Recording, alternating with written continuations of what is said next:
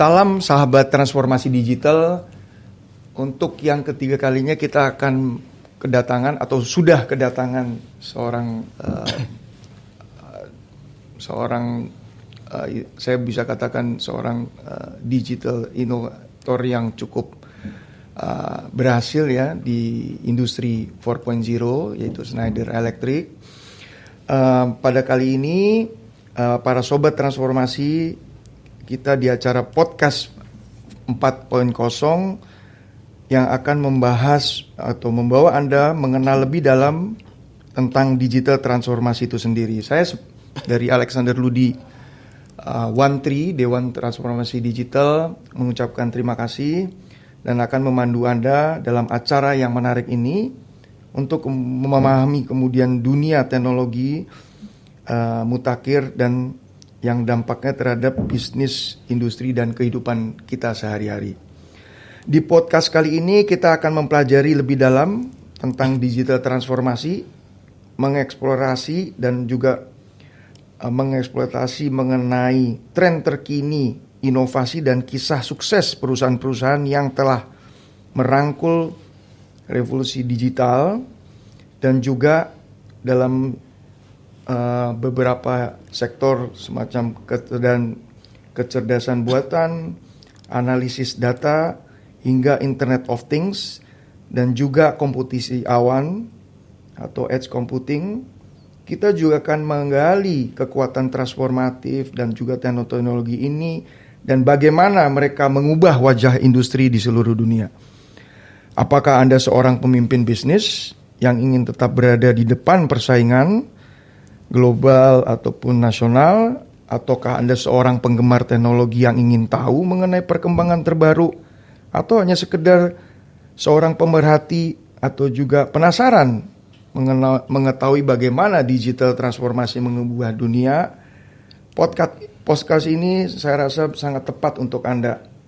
Jadi mari kita bersama-sama menyaksikan podcast 4.0 pada kali ini dengan mengetengahkan tamu yang spesial dari Schneider Electric, yaitu Mas Cipto Budi Handoyo.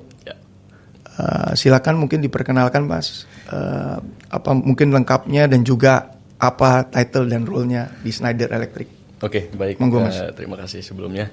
Jadi nama saya lengkapnya nih Pak, Maringan Cipto Budi Handoyo. Waduh, udah Maringan. Oke. Panjang sekali Pak. Luar biasa. Ya, bisa dipanggil Maringan atau Budi.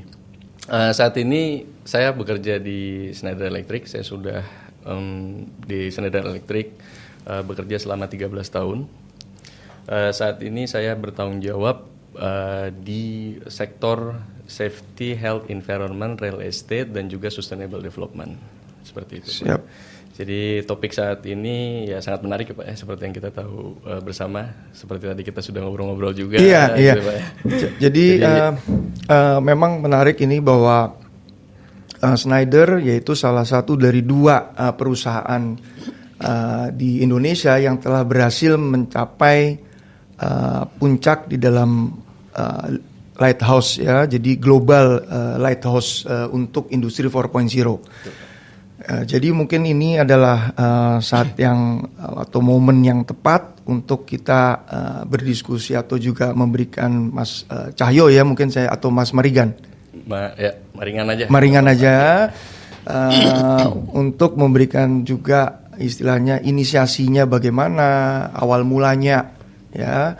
Karena kita tahu memang Klaus Schwab dengan World Economic Forumnya ya di Zurich itu di sebuah kota kecil yaitu Davos itu mencoba memberikan suatu perspektif baru dari sekitar tahun 2015-2016 betulnya awalnya, kemudian menjadi heboh dengan adanya pandemi ya kan, dengan istilah namanya dark factories.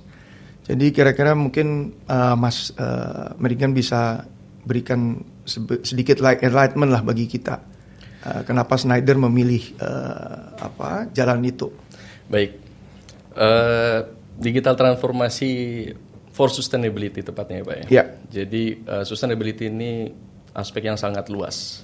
Digital transformation adalah salah satu action atau salah satu hal yang bisa kita lakukan dalam hal sustainability secara keseluruhan. Masih banyak lagi item-item lain seperti circularity dan juga lain-lain. Tapi digital transformation di sini memang mempunyai peranan sangat penting. Kenapa sih kita ingin menjadi seorang leader di digital transformasi di era industri 4.0 ini? Industri 4.0 salah satu aspek yang harus dipenuhi adalah real time dan transparan. Kemudian dari real time and transparan data yang kita olah, yang sebelumnya mungkin Bapak Ibu semua juga tahu paper ya selalu ada di situ ya. Sekarang kita sudah beralih ke digital. Semuanya bisa diakses dari manapun juga. Kita tidak perlu bawa macam-macam peralatan. Kemudian juga transparan, semua orang bisa melihat. Nah, Bapak mungkin lain kali punya waktu berkunjung ke Schneider Cikarang, bisa dengan mudah, sangat bisa dengan mudah melihat bagaimana glass factory kita di sana, di mana kita mengaplikasikan salah satunya adalah energy management system di digital transformation kita.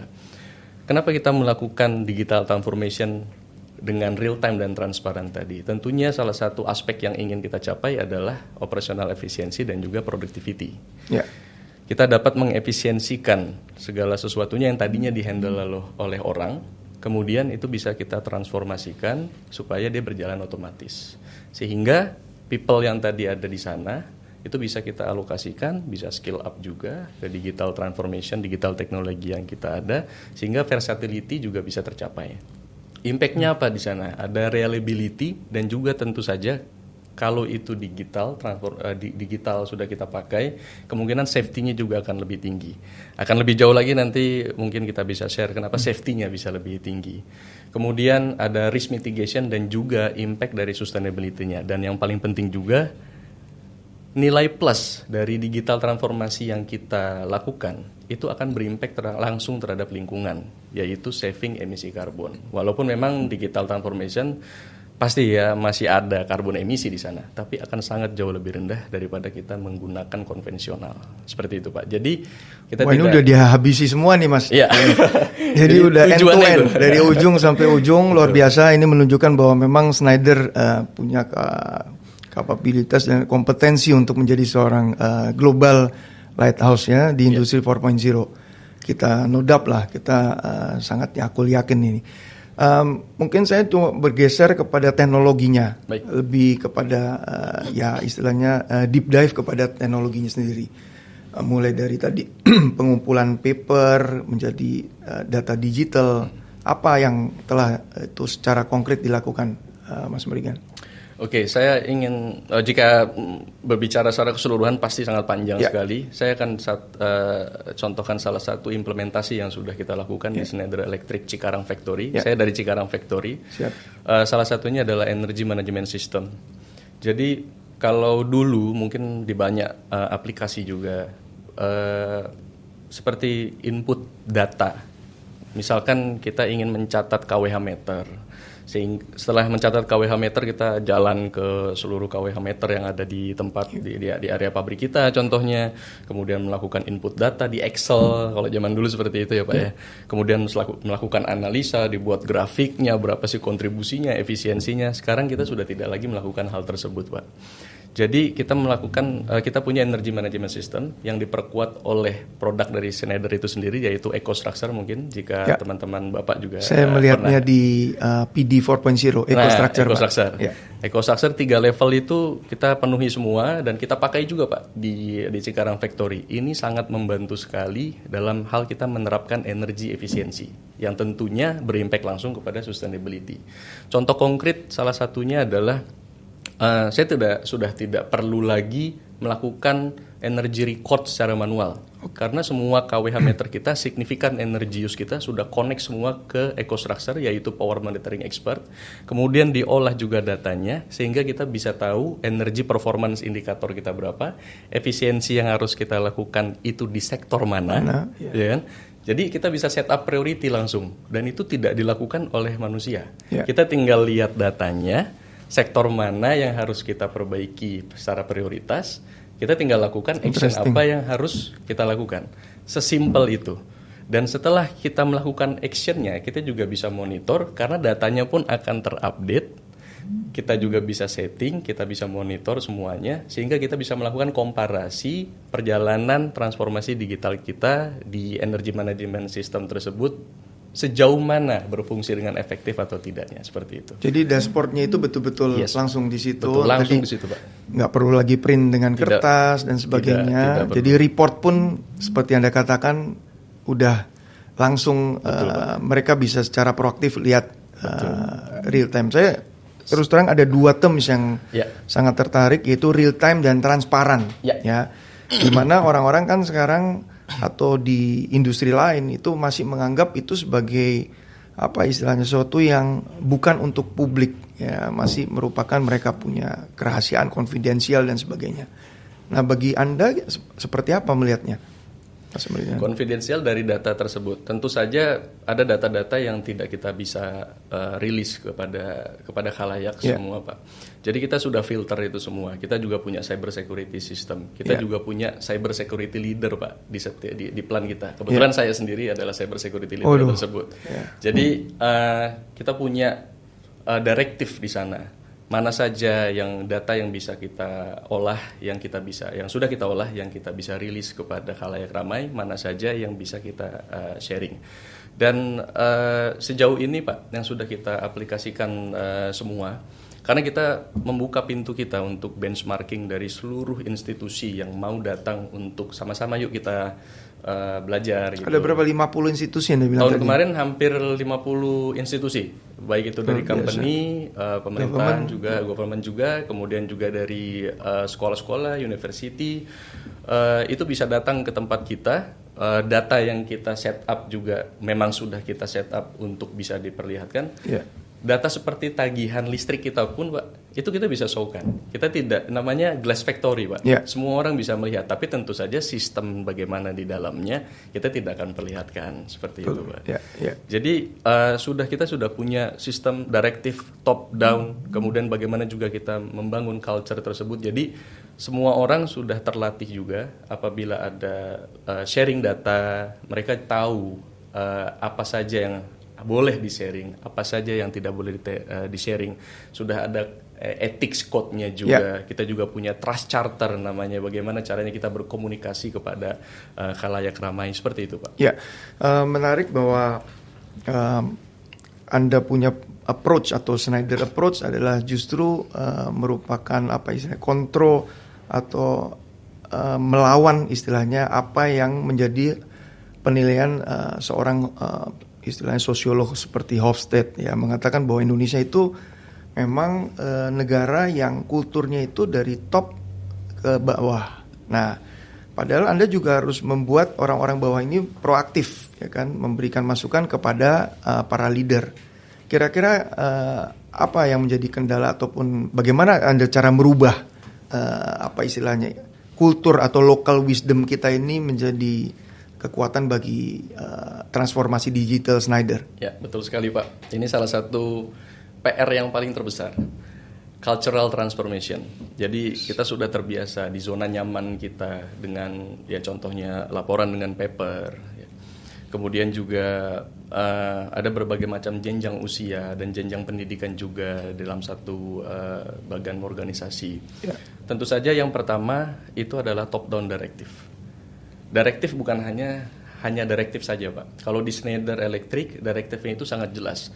Apa saja yang kita harus lakukan, tahapan awalnya di mana, bagaimana caranya kita meng-create strategi, menghitung baseline kita, memperkirakan seluruhnya, structure, program, dan juga governance-nya. Kemudian bagaimana kita melakukan communication sampai dengan juga reporting.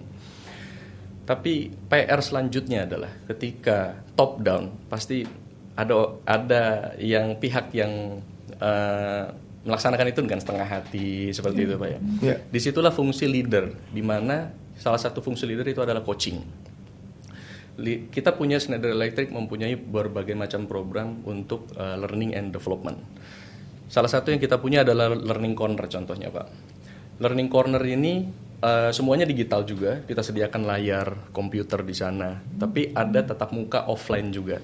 semua karyawan di Schneider Electric itu diwajibkan untuk melakukan learning, melakukan perjalanan studi, baik itu digital maupun offline dalam kurun waktu tertentu, misalnya 8 jam dalam waktu 1 tahun. Menunya apa saja, kontennya banyak sekali, termasuk juga digital transformation di sana. Bahkan kita punya digital boost program namanya. Bahkan sampai ilmu seperti pengetahuan seperti cryptocurrency itu juga ada, dan itu ada skornya Pak. Kalau nggak lulus mesti ulang. Jadi kayak Schneider Academy nih nanti harinya. Betul Pak, kita punya Schneider School namanya. Schneider Sustainability School. Kita punya Schneider Sustainability School di global, dan itu bisa diakses oleh semua karyawan. Begitu juga bagi khalayak ramai Pak. Jadi orang luar juga bisa? Orang luar juga bisa akses Pak, websitenya tersebut. Jadi kita punya websitenya, bisa daftar. Wah, kalau Anda bisa memberikan semacam sertifikat bachelor atau master, kita udah nggak perlu lagi ke sekolah yang konvensional. Itu, kita bisa masuk langsung ke Schneider ini school. Jadi kita membagi ilmu pengetahuan di sana mengenai sustainability. Bukan hanya digital transformation adalah salah satunya, tapi sustainability secara luas di sana juga ada. Kemudian kita juga punya ini mengenai culture, bagaimana supaya mereka bisa meresapi dari diri mereka sendiri bahwa digital transformation di sini keuntungannya bukan hanya untuk perusahaan, bukan untuk tren saja, tapi benar-benar berguna bagi mereka. Jadi stakeholdernya macam-macam semua kena ya? Betul Pak. Kita punya namanya DISS, Digital SIM and Idea System. Masing-masing karyawan itu diwajibkan, itu termasuk salah satu KPI kita harus melakukan harus mensubmit 2 idea dalam waktu 1 tahun. Nah, ini yang men-trigger bagaimana knowledge yang baru bagi mereka, termasuk digital transformation di dalamnya, itu menjadi satu kebiasaan buat mereka. Sehingga sekarang udah terbalik nih Pak.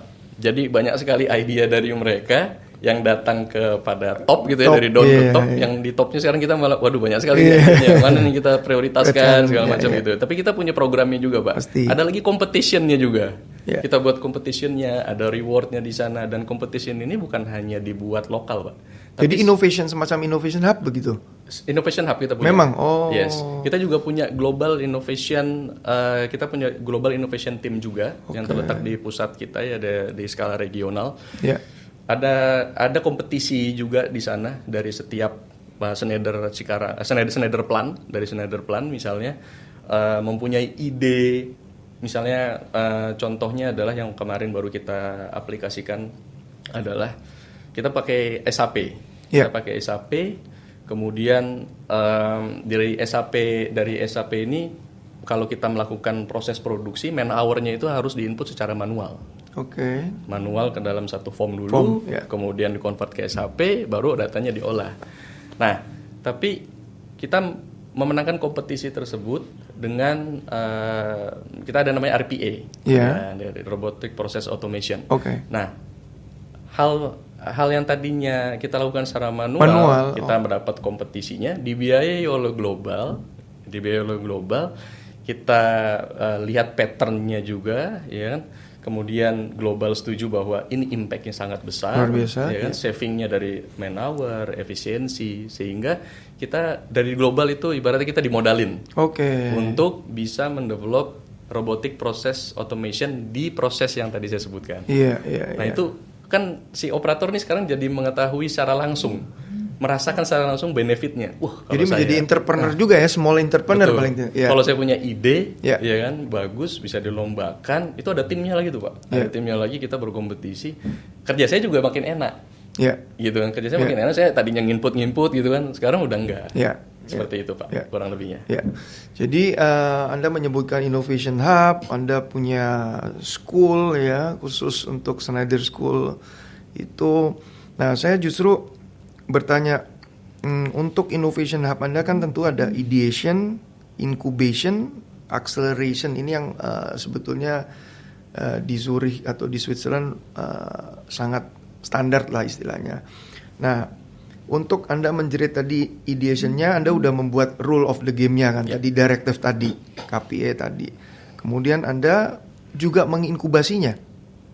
Jadi how ini ide ini menjadi inkubasi tadi melalui kompetisinya juga. Ada competition. Ada mentoring juga, Pak. Betul sekali, Pak.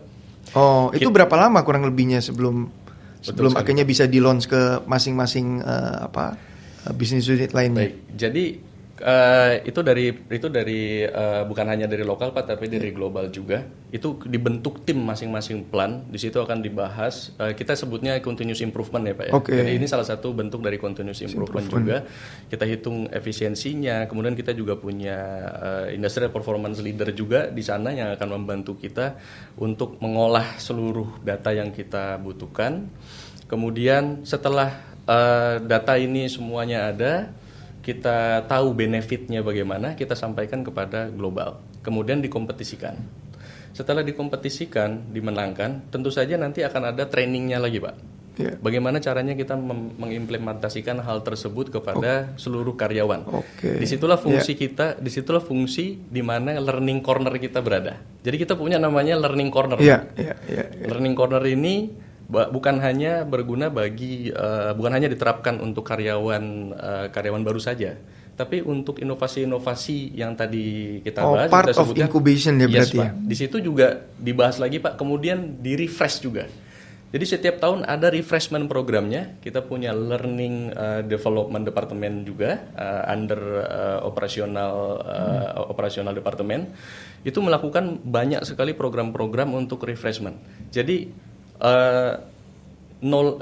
upskilling dari knowledge mereka itu tidak akan saya katakanlah basi gitu Pak ya. Mereka tidak akan lupa, mereka akan terus lakukan. Kemudian juga mendapatkan refreshment ketika mereka melakukan proses pekerjaan mereka pada saat itu. Bisa jadi loh Pak, ada pain point lagi. Ada pain point lagi, kemudian muncul ide baru lagi untuk development. Jadi tidak berhenti setelah kompetisi menang tidak seperti itu. Bisa jadi ada improvement lagi yang harus dilakukan lagi, tapi ide-ide tersebut ini bisa datangnya dari mereka-mereka yang ada di bawah yang melakukan langsung proses produksi atau proses manufacturing di tempat kita tersebut, Pak. Ini ada titipan juga dari salah satu pengurus One Tree ya. Yang kebetulan kita ditugasi memang untuk istilahnya menambah jumlah global lighthouse dan juga national lighthouse itu sendiri. Dalam prosesnya itu memang kita seperti tadi juga dijelaskan oleh Mas Merigan tadi, sebagai sebuah perusahaan yang ingin entah nasional atau global, itu apa sih sebetulnya yang harus dipersiapkan dari awal? Apa step-step menurut Anda yang harus dilakukan? Jadi ini mungkin sedikit tips and tricks untuk mereka yang sedang melakukan proses assessment ini. Oke, yang pertama tentu saja 3-step approach yang tadi saya awal singgung Pak, mengenai strategi to execution. Jadi ada strategi, kemudian bagaimana kita melakukan digital transformasi sampai akhirnya nanti dekarbonisasi ya Pak ya, sebagai ujungnya nilai plusnya ya Pak ya. Bagaimana sih untuk menuju kepada lighthouse? Yang pasti pertama, yang paling pertama adalah tadi glass factory tadi Pak, real time dan transparan. Yes. Kalau tidak real time dan transparan pasti semua pada bisa, semuanya akan bisa. Tapi bagaimana bisa menyajikan informasi yang ibaratnya kalau di HP kita nih Pak ya, kita bisa langsung utak-atik gitu kan, saya mau lihat ini gitu, bisa semua. Yang kedua, kita harus memberikan sharing knowledge kepada bukan hanya internal kita, tapi kita buka pintu kita selebar-lebarnya. Oh, yang tadi 50 institusi tadi. Bagaimana caranya supaya kita bisa menularkan semangat yang sama untuk bisa melakukan digital transformasi yang telah kita lakukan juga, bahkan siapa tahu mereka bisa lebih baik daripada kita, seperti itu. Yang ketiga, Pak, Schneider punya long term sustainability program yang salah satunya juga mengedukasi siswa-siswa. Jadi bukan hanya karyawan saja. Schneider punya Center of Excellence. Schneider juga punya Schneider Goes to School program. Kita bekerja sama dengan berbagai macam SMK, university juga. Bahkan kita berdiskusi juga Pak dengan mereka mengenai kurikulum sekolahnya mereka. Oh, bersama menyusun link and match-nya lah istilahnya. Link and match, yes, betul. kalau di Jerman link and match. Nah, kita bersama mereka menyusun, memberikan edukasi, memberikan advice kepada mereka teknologi zaman sekarang itu seperti apa berkembangnya. Kemudian tujuannya apa? Supaya mereka lebih mengenal dan lebih mengetahui perkembangan zaman sekarang seperti apa, dan khususnya Pak, karena Schneider langsung masuk juga ke mereka secara tidak langsung, Schneider juga memberikan informasi dan pengetahuan terhadap produk Schneider seperti apa, teknologi Schneider seperti apa, solusi yang Schneider bisa berikan seperti apa. Guru mereka itu kita undang datang ke pabrik kita. Mereka kita coaching, kita berikan training selama 2 minggu misalnya. Kemudian guru-guru ini ketika balik ke sekolah dia akan bisa mengajarkan kepada siswa-siswanya. Sharing ya. Kita juga sering diundang guest lecture, kemudian ada school visit juga. Poinnya adalah tujuannya terkait dengan sustainability ini. Ketika kita membutuhkan manpower khususnya untuk Schneider ini sendiri, ketika kita membutuhkan manpower yang signifikan dalam jangka waktu yang pendek, karena Schneider di Cikarang itu based on project Pak, kita bisa saja tiba-tiba demand-nya tinggi gitu kan, kita butuh orang-orang banyak dalam waktu sekejap dalam waktu singkat, betul. Dengan adanya kerjasama dengan sekolah-sekolah tersebut melalui Schneider Sustainability Program tadi, Schneider School tadi, maka kita bisa ibaratnya, wah saya comot di sekolah sini nih, gitu kan. Kemarin mobilisasinya mudah ya? Mobilisasinya mudah, betul Pak. Dan juga mereka akan sangat cepat berlari Pak. Biasanya orang training butuh waktu 3 bulan, butuh waktu 6 bulan bahkan baru bisa melakukan pekerjaan yang biasa kita lakukan. Ini enggak, 2 minggu, 1 bulan mereka bisa lari kencang. Impact-nya apa? Lagi-lagi efisiensi Pak. Seperti itu. Jadi journey nggak mudah juga berarti journey. 3 poin itu nggak mudah juga itu bagi Schneider Cikarang sendiri sudah melakukan perjalanan ini, Journey of Sustainability ini itu sejak tahun 2018 Pak. Jadi kita pelan-pelan sekali juga, kita juga dulu tertatih Pak. Kita dulu tertatih memperbaiki culture, mempunyai program, sehingga kita sekarang sudah punya roadmap. Sustainability roadmap juga sudah ada sampai dengan tahun 2025. Program terus berjalan dan program-program lainnya terus berdatangan lagi yang baru yang bisa meningkatkan efisiensi, kemudian juga productivity dari pekerjaan kita di Schneider Electric. Seperti itu Pak. Nah tadi yang juga sempat kita diskusi di luar tadi bahwa ada banyak perusahaan yang juga datang ke Anda untuk mendapatkan advice mengenai apa nih yang harus saya lakukan kan. Dengan mereka membeberkan begitu banyak keruwetan atau pain points. Nah kira-kira kalau di startup memang kebetulan saya di ekosistem startup ya, memang kita nggak bisa memberikan juga banyak apa istilahnya tugas ya kepada para startup itu, karena memang mereka fokusnya sangat tertentu dan waktunya juga pendek. Tentunya juga pendanaan atau runway-nya juga nggak berlebih. Nah untuk perusahaan seperti ini apa advice Anda? Yang pertama yang harus dilakukan pasti membuat strateginya dulu Pak. Pain point itu banyak sekali Pak. Kalau pain point itu banyak sekali. Tapi pain point mana sih yang paling signifikan terkait proses pekerjaan Anda? Itu dulu Pak. Jadi measure enterprise baseline-nya dulu Pak. Kita punya baseline. Saya contohkan. Paling mudah energi efisiensi Pak. Contoh. Saya punya energi efisiensi saat ini misalkan 1 gigawatt hour per year. Saya mau melakukan efisiensi. Baseline saya 1 gigawatt hour. Tahun depan saya harus melakukan efisiensi minus 3%. Berarti saya baseline-nya adalah ini. Apa saja yang harus kita lakukan? Contohnya dengan bantuan digital transformation tadi yang saya jelaskan, signifikan energy use kita bisa ketahui. Kemudian sehingga kita bisa melakukan prioritization terhadap action mana yang harus kita lakukan. Jadi baseline itu sangat penting. Yang kedua adalah jangan ragu-ragu untuk create roadmap Pak. Milestones ya. Betul, milestone, jangka pendek dan jangka panjang. perusahaan yang sudah mempunyai atau institusi yang sudah mempunyai energy management system, mereka diharuskan mempunyai roadmap, baik itu jangka pendek maupun jangka panjang. Umumnya berapa? Kalau di startup kita juga ada roadmap atau milestone itu 3 sampai 5 tahun memang. Betul Pak, jangka pendek 2 tahun, jangka panjang itu sudah masuk 5 tahun, seperti itu. Schneider juga bikin seperti itu Pak. Dan roadmap ini diupdate sesuai dengan kebutuhan dan perkembangan zaman juga, seperti itu. Kemudian yang ketiga adalah membuat structure program and governance. Tadi Pak, top down tadi juga. Pasti.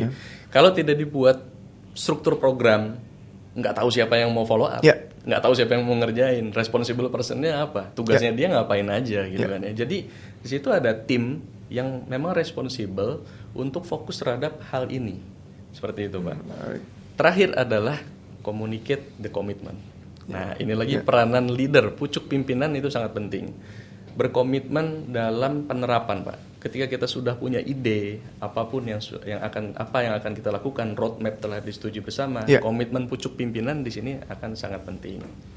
Pasti salah satunya adalah financial aspect gitu. Tapi jangan terlalu pesimistik gitu ya, karena kita mulai juga pelan-pelan dulu Schneider Pak. Dari hal-hal yang kecil dulu yang mempunyai signifikan impact buat kita, dari situlah kita memulai. Setelah itu baru kita monitoring, identify dan juga reporting. Jadi awalnya strateginya tadi yang 4 tadi, measure, create governance, structure, program dan juga komitmen dari pucuk pimpinan itu akan sangat penting di awal mula. Bagaimana caranya kita memulai digital transformation for sustainability. Luar biasa. Jadi ini para leader dari industri yang ingin masuk atau yang sedang dalam proses assessment untuk national lighthouse maupun juga global, ini suatu tips dan triks yang atau insight yang sangat powerful dari Mas Merigan dari Schneider Electric. Mungkin saya mau kembali ke Innovation Hub yang kebetulan PD 4.0 grand openingnya tahun ini. Jadi memang kan kalau kita tahu dalam innovation ecosystem itu ada 4 yang saya tahu, itu dari city, kota, tergantung leader daripada kotanya, bupati, wali kota dan sebagainya, gubernur. Kemudian kita ada akademia, universitas, yang dimana di Indonesia memang karena link and match-nya tadi belum banyak dikategorikan, memang masih prototyping bagi industri ya, kaum industri. Kemudian ada corporate seperti Anda. Nah tentunya memang dalam corporate kan memang masih ada tetap apa yang istilahnya limitasi tadi, karena masih tetap walaupun memang tidak terlihat tapi ada batasan-batasan yang istilahnya masih belum bisa dilanggar dari luar itu. Kemudian kita punya industri seperti PD memang yang terpecah di dalam 4 fokus, yaitu otomotif, energi, renewable dalam hal ini, kemudian food and beverage dan juga tekstil. Nah kira-kira Anda melihatnya bagaimana antara korporasi misalnya seperti Schneider dan juga support dari startup yang sekarang memang menjadi salah satu program pemerintah lah. Kalau kita bicara dengan beberapa kementerian, semua support sekali di startup. Sekarang mungkin di Indonesia jumlahnya hampir 3.000 atau 2.500 sekarang. Nah kira-kira apa istilahnya, apa benang merah ataupun jembatan apa yang bisa kita bangun untuk ini, Mas? Nah itu dia Pak, yang balik lagi ke yang benchmarking tadi Pak ya. Disinilah posisi Schneider sebagai leader di transformasi digital. Kita membuka peluang bagi siapapun juga yang ingin join dengan kita, berbagi, sharing. Bukan hanya mereka datang ke Schneider terus mereka belajar di Schneider saja. Tidak, kita juga bertukar pikiran Pak dengan mereka. Kita banyak sekali belajar juga dari 50 institusi tadi yang datang gitu Pak ya. Kita juga banyak belajar dan itu menjadi improvement buat kita juga. Di sini Schneider bisa hadir juga menjembatani, karena Schneider juga mempunyai produk dan juga solusi yang bisa diberikan kepada mereka. Jika mereka tertarik ingin seperti kita gitu. Memang banyak sekali jalan tersebut Pak, tapi kita bisa memberikan contoh konkret dari apa yang sudah kita lakukan khususnya di Schneider Electric Cikarang di tempat saya. Kita juga punya Schneider Electric Batam juga. Kita juga punya Innovation Hub di Schneider Electric di Gedung Cibis, Schneider Electric pusat kita. Di sana ya betul. Di sana software dari solusi yang kita punya itu juga terpampang. Di sana kita bisa memberikan contoh juga secara langsung. Kita juga bisa memberikan tahapan-tahapan apa saja. Kita juga bisa memberikan advice bagaimana cara melakukan digital transformasi ini secara bertahap. Untuk membantu roadmap-nya juga sama Pak. Bahkan kita juga punya program, bahkan untuk supplier kita nih Pak. Kita punya Supplier Sustainability Day. Kita bantu mereka untuk membuat decarbonization roadmap. Bukan hanya digital transformasinya saja, tapi decarbonization roadmap juga. Di sini benang merah yang bisa Schneider Electric lakukan, yang bisa Schneider Electric sumbangkan kepada khalayak ramai, kepada institusi dan juga menjembatani mereka supaya mereka bisa melakukan hal yang sama seperti kita, bahkan bisa lebih baik seperti itu Pak. Luar biasa Mas. Di sinilah Schneider Electric ya, hadir. open mindsetnya, dan juga untuk itu makanya Schneider juga hadir di Innovation Mall-nya PD 4.0. Betul Pak. Sebagai industrial innovation ecosystem. Betul sekali.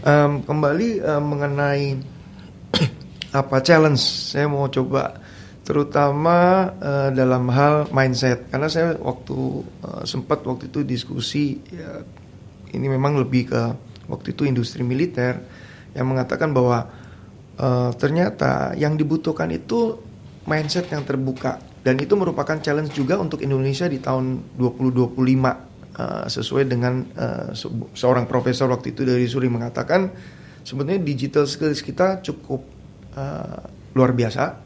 Hanya memang mindset berpikir yang cross border, cross industri dan cross sektornya itu yang masih belum.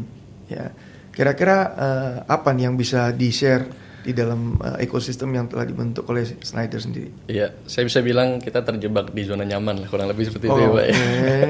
Di zona nyaman konvensional. Ya, memang ini salah satu tantangan. Ini tantangan paling berat memang Pak, tantangan. Bahkan tadi saya cerita dengan Bapak, bahkan saya pribadi sendiri pun Pak ya, saya cerita, kita kemarin baru punya software baru saya contohkan di salah satu project manajemen kita. Baru 2 tahun jalan sudah balik, sudah ada lagi yang baru. Gitu Pak ya. Saya juga tadi bilang bisa karena terbiasa. Nah ini yang harus kita capai Pak. Bisa karena sudah terbiasa. Pasti semuanya akan tertatih-tatih. Pasti semuanya yang mereka itu sebenarnya tidak relaktan terhadap perubahan Pak. Tidak relaktan terhadap ketakutan mungkin posisinya terdisrupsi. Betul. Ya. Karena terdistruksinya tersebut. Bagaimana? Peran leader di sini lagi-lagi sangat penting Pak. Kita harus walk the talk. Di sinilah fungsi leader. Kita harus mengajak mereka. Jadi kita walk the talk. Kita bukan cuma nyuruh-nyuruh aja, aku keluarin direktif misalnya kayak gitu, enggak. Tapi kita mencontohkan kepada mereka bagaimana proses ini bisa terjadi, bagaimana proses ini bisa membantu hal dalam pekerjaan mereka. Contoh yang paling gampang, tadi saya sempat singgung juga sedikit, kita ngobrol-ngobrol ya Pak ya. Sekarang di produksi kita Pak, itu ada satu gambar desain, yang gambar desain 3D, itu sudah tidak pakai paper lagi. Bayangkan mereka harus bolak-balik paper, kemudian balik lagi ke panel, balik lagi ke paper kalau belum jelas. Sekarang sudah tidak seperti itu lagi. Semuanya sudah ada di layar kaca, sudah di layar kaca. Desain 3D dari engineering itu bisa mereka putar-putar, bisa mereka lihat dalemannya, besar, 3 dimensi semuanya. Itu semuanya sangat terpuaskan mereka. Mereka bisa merasakan langsung. Nah, dari merasakan langsung hal-hal seperti inilah akhirnya mereka juga timbul ide-ide lain yang sangat menantang gitu Pak. Yang sangat menantang, yang kalau gitu begini juga bisa dong ya. Kalau yang sebelah sana kita giniin gimana? Akhirnya itulah open minded yang kita inginkan dari seluruh stakeholders di tempat kita. Dan alhamdulillah sekarang di Schneider Electric sudah melalui perjalanan tersebut. Pasti masih ada obstacle pastinya, tentu saja. Tapi bersama-sama kita selalu mengaplikasikan hal tersebut Pak. Kita tidak berhenti. Jadi ketika mendapatkan penolakan atau rejection gitu ya, kita harus sabar, tentu saja menjelaskan lagi kepada mereka sampai mereka memanfaatkan rasanya, menikmati sendiri pencapaian yang sudah dilakukan di digital transformation ini seperti apa dan akhirnya bisa membuat mereka nyaman. Saya curious aja, saya lupa tadi nanya di awal. Apa sih tagline-nya Schneider untuk digital transformation for sustainability ini? Anda punya tagline gitu yang short, tapi kalau tadi Petrosi ada sebetulnya. Ya, Schneider Sustainability for All.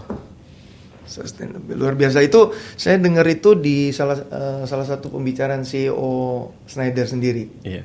Schneider punya, secara general, gimana Schneider punya Schneider is on. Schneider is on itu ada di mana-mana di jargon Schneider itu ada. Tapi in term of sustainability kita juga ada lagi Schneider Sustainability for All. Seperti itu.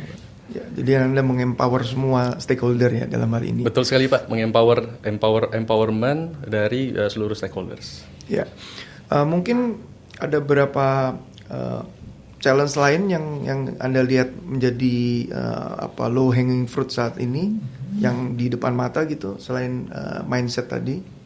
Oke, selain mindset sebenarnya bagaimana sih kita mengetahui ya Pak ya? Kita mengetahui teknologi yang berkembang itu sekarang seperti apa. Kan itu Pak ya? Teknologi investmentnya. Betul. Nah nanti saya challenge dengan ada satu pertanyaan provokatif sih. Silakan lanjutkan. Jadi biasanya kan kita udah digital transformation nih, udah saya berhenti gitu. Tapi tidak semudah itulah kita bisa bilang gitu ya. Karena perkembangan zaman juga semakin maju. Teknologi akan selalu berdatangan sama seperti handphone yang setahun aja bisa update berapa kali. Begitu juga dengan digital transformation kita. Jadi inilah fungsi dari, kalau di Schneider fungsi dari corporate global kita ini sangat penting. Yang tadi saya sempat cerita ke Bapak, ada kompetisi, kita punya satu global digital innovation team yang datang ke setiap tahun, ya Pak ya, mengcompare satu dengan yang lainnya, pain point-nya seperti apa. Ini bisa menimbulkan inovasi-inovasi baru juga Pak, seperti itu. Nah, PR selanjutnya itu adalah yang paling challenge adalah ketika kita sudah melakukan digital transformasi, kemudian improvement apa yang harus kita lakukan selanjutnya. Selebar apa sayap bisa kita kembangkan, kurang lebihnya seperti itu Pak. Kalau untuk bisa terbang lebih tinggi, betul, untuk terbang lebih tinggi, betul sekali. Kemudian bagaimana caranya supaya kita bisa mengencourage other people juga supaya bisa melakukan sama seperti kita. Sustainability for all. Ya, saya mungkin sedikit ini biasanya menarik untuk didiskusikan karena terus terang banyaklah usaha yang telah kita lakukan dalam hal ini Indonesia kan dalam hal entrepreneurship, kemudian program-program promosinya ya kan. Tapi tetap inovasi digital index kita belum begitu istilahnya improve ya. Jadi ada semacam anomali juga di sini bahwa segala aktivitas promosi untuk inovasi itu kita lakukan luar biasa. Ini saya ngomong secara landscape negara ya. Tapi indeksnya sendiri belum sekencang itu ya. Nah, apa sebetulnya apa istilahnya menurut Anda ya? Ini mungkin personal opinion Anda, is okay. Tapi mungkin kira-kira yang bisa membantu ini Indonesia menjadi leader lah, katakanlah paling tidak di ASEAN begitu. Baik, opini saya Pak ya, karena ini tidak jauh-jauh dari investasi soalnya Pak ya kan, investment. Saya tidak akan menyangkal gitu. Ini adalah investment yang memang butuh effort untuk bisa mencapai ini. Biasanya orang itu akan biasanya orang ini akan manfaatnya apa sih buat saya? Apakah sesignifikan itu gitu ya? Karena makanya Schneider sendiri Pak perjalanannya jauh Pak. Kalau ngomongin ibaratnya kasarnya pebet period lah ibaratnya gitu Pak ya. Kita memang harus melakukan studi mendalam. Makanya tadi saya bilang pain point mana yang lebih dulu. Digital transformation itu bukan berarti kamu berubah digital semuanya langsung, tidak Pak, tidak seperti itu. Ada tahapan-tahapannya. Pain point mana? Quick win lah, bisa saya bilang Pak. Banyak orang yang tidak mengetahui, tidak berpikir skala. Jadi gini, think big small action Pak. think big, True. small action. I agree with that. Kebanyakan orang think big ya, saya harus big action juga. Ya. Tidak, Pak. Tidak seperti itu. Jadi mindsetnya harus kita rubah dulu. Yang mana yang kita bisa mainkan dulu, quick win di situ kita main. Kita sudah bertransformasi digital juga salah bertahap. Ya. Orang biasanya takut untuk memikirkan hal-hal seperti ini ya. Atau mereka tidak tahu. Ya, tidak tahu mungkin seperti itu. Makanya di sini strategi sangat penting. Ketika ada yang datang ke Schneider Electric, ini yang selalu kita sampaikan ke mereka, Pak. Quick win, think big, small. Start from think big, small action. Ini yang harus kita lakukan lebih dulu. Setuju, luar biasa. Ini saya dapat jawabannya. Saya kira karena juga penting untuk Dewan Transformasi Digital, Pak. Ya. Karena kita juga diminta memberikan masukan kan ke kementerian, Pak Menteri dan timnya segala keseluruhan. Dan juga di 26 sampai 28 Juli ini kita ada rakornas cukup besar ya membahas mengenai ini. Ya. Nah, jadi memang kadang-kadang studi yang lebih dalam untuk teknologi digitalnya, kemudian kerjasama antar stakeholdernya, mana yang bisa kita fine tuning untuk ini growth-nya cepat gitu kan. Ketimbang semuanya dikencang tapi saling menghilangkan. Itu memang salah satu menurut saya menarik, tapi mungkin juga karena kita masih belum paham. Jadi kita harus berguru kepada yang sudah paham seperti Anda gitu nih dalam hal ini. Kita bisa sharing satu sama lain, siap. kita belajar sama-sama. Jadi mungkin terakhir atau ya Anda mungkin ada masuk sharing ataupun closing remark atau apapun itu juga tips and trick bagi para industriawan yang ingin seperti Anda ataupun juga teman-teman startup ya dalam hal ini untuk bisa mempunyai mindset seperti corporate atau seperti industri. Itu silakan. Baik, jika berbicara mengenai sustainability, tentu saja aspek di dalamnya sangat besar. Dan yang paling terdampak nanti nilai plusnya itu adalah lingkungan, Pak. Jadi kita tidak berbicara jangka pendek, tapi kita berbicara jangka panjang. Kalau kita tidak mulai dari sekarang, kalau kita hanya menjadi follower, kapan kita akan menjadi leader gitu kan ya. Menjadi leader itu ya Pak, tentu saja banyak sekali juga keuntungannya buat kita gitu kan ya. Kita bisa engage stakeholders, kita bisa memberikan experience yang sangat baik dengan mereka. Jadi kalau saya ingin berpesan, jangan ragu-ragu untuk memulai melangkah. Kita bisa mulai bermimpi yang tinggi, tapi bisa dilakukan dengan action sederhana dulu, yang mana yang bisa kita lakukan. Schneider Electric hadir buat khalayak ramai, segala institusi. Mereka bisa datang ke kami kapan saja untuk bisa brainstorming, sharing. Bukan hanya mereka mendengarkan dari Schneider, tapi Schneider juga ingin sekali mendengarkan dari mereka apa yang mereka punya, experience apa yang mereka punya, pain point dari mereka. Jangan-jangan di kita juga ada nih pain point-nya, cuman kita tidak terdeteksi kan gitu Pak ya. Kita sama-sama belajar dari sana. Dan kita bisa saling menemukan solusi di sana. Karena kita sudah banyak sekali pengalaman di mana berbagai macam institusi datang, kita bisa menemukan solusi bareng-bareng. Bahkan kita bisa bekerja sama selanjutnya menjadi suatu project seperti itu. Jadi sekali lagi jangan ragu-ragu untuk bisa melangkah. Karena sustainability is for all. Iya. Saya mau push little bit harder nih, lebih dalam. Kapan nih misalnya Schneider bisa membuka pain point-nya menjadi open innovation sehingga kita startup bisa ikutan cawe-cawe lah istilahnya, mencoba mengoprek pain point-nya Schneider. Apakah memang sudah di open terbuka gitu? Sudah Pak. Kita sudah mulai dari 2 tahun yang lalu. Kita sudah mulai dari 2 tahun yang lalu. Nanti saya minta startup kita untuk mulai membuka link nanti. Boleh Pak. Gitu. Boleh, Pak. Jadi udah terbuka itu? Sudah Pak, sudah. Nanti tinggal diatur jadwalnya aja gitu kan. Biasanya satu sesi ada yang ya tergantung, ada yang 1 jam, 2 jam, ada yang mau live tour juga, mau live demo segala. Semua kita bisa atur jadwalnya itu nanti. Ini kebetulan sudah ada banyak queue juga Pak. Dan sekarang kita besok dari UGM akan datang 50 mahasiswa. Anda juga membuka menjadi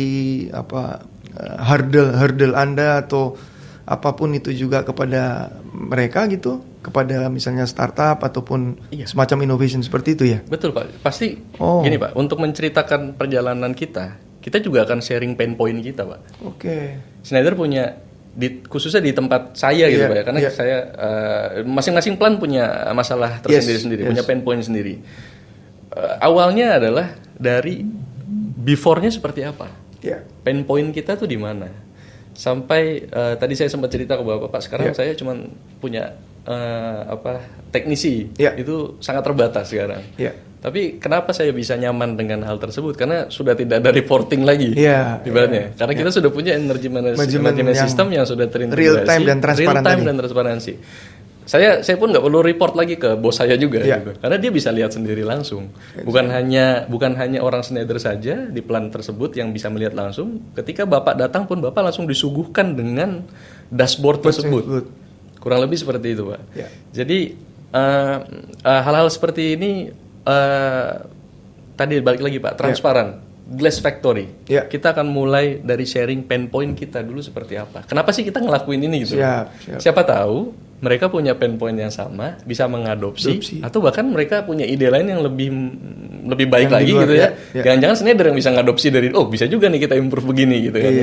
Itulah gunanya kita ketemu, Pak. Jadi kita sudah mulai, Pak. Kita sudah mulai ini, pintu kita terbuka, kita bisa atur jadwal kapan untuk bisa saling sharing. Seperti itu, Pak. Ya, terakhir bagi sobat transformasi digital, saya ingin Anda mengulangi lagi tadi tips yang untuk global atau national lighthouse tadi, Mas.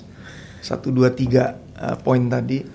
Yang mohon maaf yang apakah atau bukan dari segi apa istilahnya real time-nya, tapi yang 3 hal yang dimulai simple tapi langsung bisa di action itu tadi. Oke. Ya. Jadi saya ingin mengajak semuanya untuk think big, gitu, Pak ya. Jadi pasti semua orang harus bermimpi besar. Kalau mimpi jangan nanggung-nanggung gitu kan ya. Tapi bukan berarti ketika kita memimpikan sesuatu, kita keinginan sesuatu, terus kita ingin mewujudkan semuanya secara bersamaan, tidak. Exactly. Disitulah pentingnya membuat roadmap. Disitulah pentingnya membuat baseline dan juga membuat roadmap, program, governance, kemudian juga komitmen ada di sana. Think big, start with small actions and quick win. Luar biasa, top, luar biasa. Terima kasih sekali atas sharingnya Mas Merigan dari Schneider Electric, sebuah perusahaan di Indonesia yang mencapai tingkat global lighthouse industri 4.0. Semoga podcast 4.0 ini menjadi bermanfaat bagi kita semua, dan jangan lupa Anda hadir dalam pameran Indonesia 4.0 pada tanggal 23 dan sampai 24 Agustus 2023. Schneider pasti hadir ya di sana dengan booth-nya, dan bisa bertemu langsung nih dengan narasumber kami pada hari ini, dan juga minta tips dari Mas Merigan secara langsung.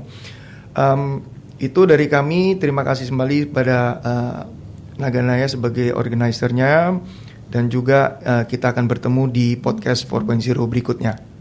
Salam transformasi digital.